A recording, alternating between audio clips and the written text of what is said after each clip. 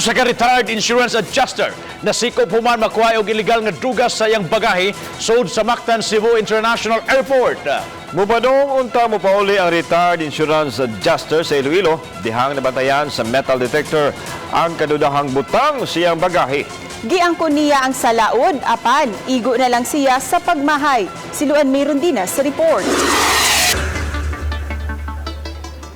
Gibalhog karon sa Lapu-Lapu City Temporary Holding Cell ang 57 anyos nga si Joselito Leison, kinsa usa ka retired insurance adjuster.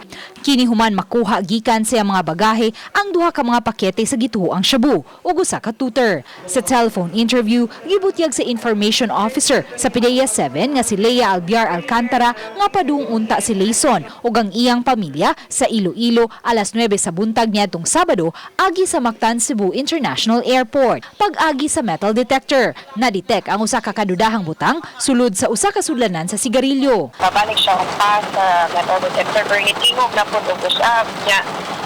Dito na nila nabantayan nga sa itong sudlanan sa sigarilyo, murag na ay nitrot-trot na needle. Yan ay mga object na dili man siya cigarette. So, dito na nila gi-open ang sulod. So, dito nila na-discover ay nakakonceal dito. Giangkon hinuon sa suspitsado ang salaod ug miangkong awahina ang iyang pagmahay. Ang pagbakasyon unta nila sa iyang pamilya sa Iloilo misangpot na hinuon sa iyang pagkabalhog sa bilangguan. Kay para to sa kapoy na ko ba?